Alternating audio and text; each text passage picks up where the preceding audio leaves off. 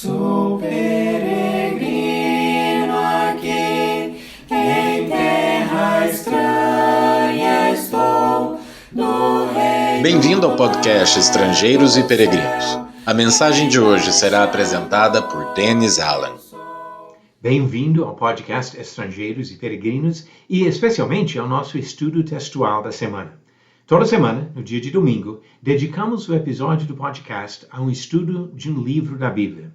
Atualmente estamos no livro de Hebreus, capítulo 9, a partir do versículo 6. Já faz algum tempo que estamos estudando este livro e, se Deus permitir, vamos dedicar vários episódios ainda à compreensão do texto tão rico do livro de Hebreus.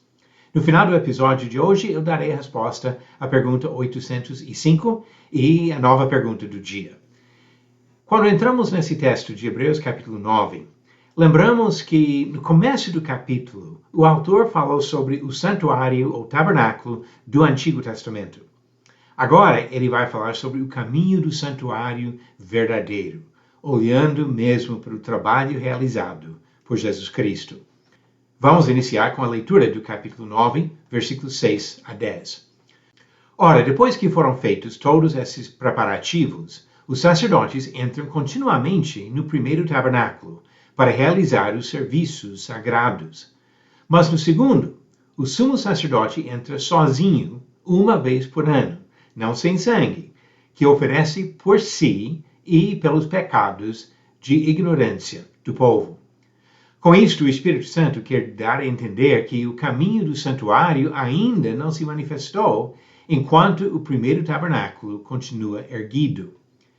Isso é uma parábola para a época presente, na qual se oferecem dons e sacrifícios, embora estes, no que diz respeito à consciência, sejam ineficazes para aperfeiçoar aquele que presta culto, pois não passam de ordenanças da carne, baseadas somente em comidas, bebidas e diversas cerimônias de purificação, impostas até o tempo oportuno de reforma. Agora vamos observar vários pontos nesse texto por meio de perguntas e respostas. Primeira pergunta: o que significam primeiro e segundo tabernáculo nos versículos 6 e 7? Ele usa esta linguagem falando sobre o tabernáculo ou templo do Antigo Testamento, que se dividia em duas partes. O primeiro tabernáculo aqui se refere ao santo lugar, e o segundo tabernáculo fala sobre o santo dos santos. Então é bom ter essa imagem em mente para acompanhar o texto aqui, quando ele fala sobre o primeiro e segundo, ou santo lugar e santo dos santos. Falando sobre essas duas salas do tabernáculo, como foram diferentes os serviços feitos nelas?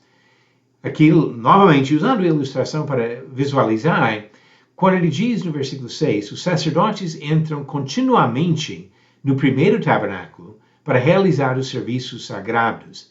Ele se refere aos serviços semanais ou diários.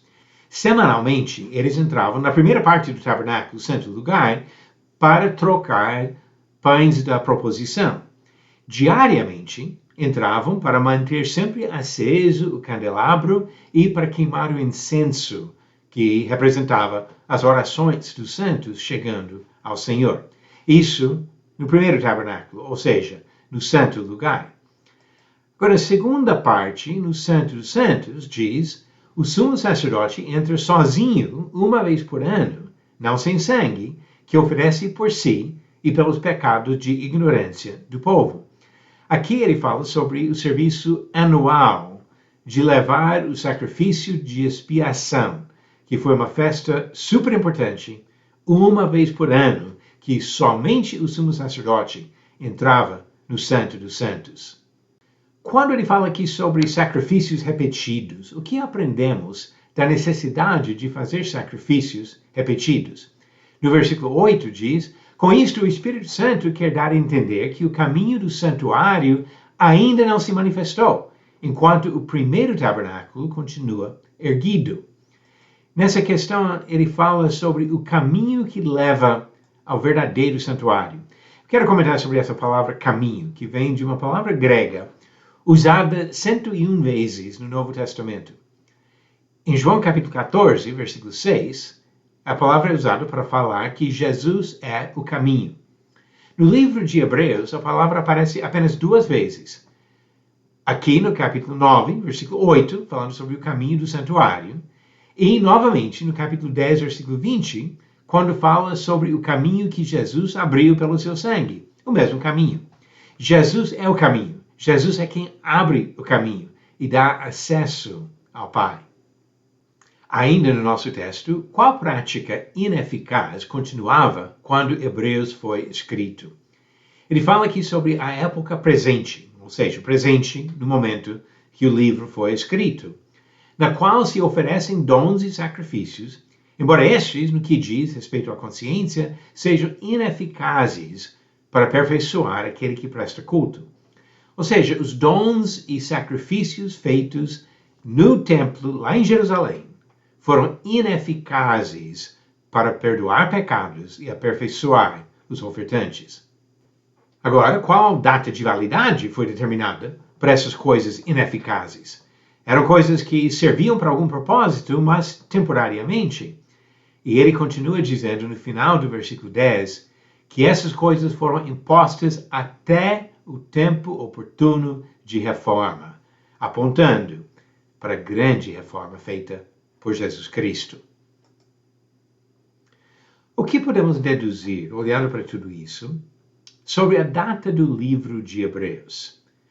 A linguagem que ele usa aqui fala sobre o tabernáculo ou templo ainda sendo usado. E ele fala da época presente na qual se oferecem dons e sacrifícios. Nós sabemos que o templo em Jerusalém foi destruído pelos romanos no ano 70. Então, Hebreus, evidentemente, foi escrito antes disso. A maioria dos comentaristas sugerem uma data nos anos 60, poucos anos antes da destruição de Jerusalém. Chegando agora no versículo 10, a linguagem do versículo 10 sugere que fato importante sobre o novo sistema. Ele diz no versículo 10, pois não passam de ordenanças da carne, baseadas somente em comidas, bebidas e diversas cerimônias de purificação, impostas até o tempo oportuno de reforma. Então, o que nós observamos aqui sobre esse novo sistema? É um contraste aqui, implícita, entre o que é carnal e terrestre e o que é espiritual e celestial. Olhando agora para o verdadeiro santuário no céu, onde Jesus entrou. Sobre esse pequeno texto de Hebreus 9, algumas observações e conclusões. Os serviços feitos no tabernáculo e templo, sob a lei do Antigo Testamento, foram de propósito, temporários e ineficazes. Deus não pretendia nunca resolver mesmo o problema do homem por meio dessa lei e as ofertas e os sacrifícios feitos durante o sistema da lei. Segunda observação aqui, o caminho do santuário revelado no tempo de reforma é de caráter diferente, muito superior. Não é só uma comparação de um prédio e outro, um edifício e outro, mas um sistema completamente superior, que oferece, de fato, a redenção dos nossos pecados. Tem muita coisa ainda para ver no livro de Hebreus, mas por hoje vamos parar aqui e já passar para as nossas perguntas bíblicas do dia. Pergunta 805. O nome Emanuel aparece em qual livro do Novo Testamento? Alternativas: A. Mateus, B. Marcos, C. Lucas ou D. Romanos. A resposta, alternativa A. Mateus, conforme encontramos em Mateus capítulo 1, versículo 23. Este nome Emanuel, que vem da profecia de Isaías, se encontra na citação da profecia em Mateus capítulo 1, versículo 23. Pergunta 806. Qual das seguintes palavras significa Deus conosco? Alternativas: A. Maranata, B. Adonai, C. Emanuel ou D. Anátema. A resposta no final do próximo episódio de Estrangeiros e Peregrinos. Eu convido você a continuar conosco nesse estudo do livro de Hebreus. No podcast Estrangeiros e Peregrinos, todo domingo, até chegar ao fim do livro, estamos dedicando o episódio ao estudo desse texto tão importante do livro de Hebreus, que mostra que Jesus Cristo é superior, O seu sacrifício é superior, seu sacerdócio é superior, sua aliança é superior. Continue comigo nesses estudos, cada domingo, estrangeiros e peregrinos. Obrigado por nos acompanhar nessa jornada pelas Escrituras. Volte amanhã para ouvir mais uma mensagem do podcast Estrangeiros e Peregrinos. Seguimos pelo mundo a viajar.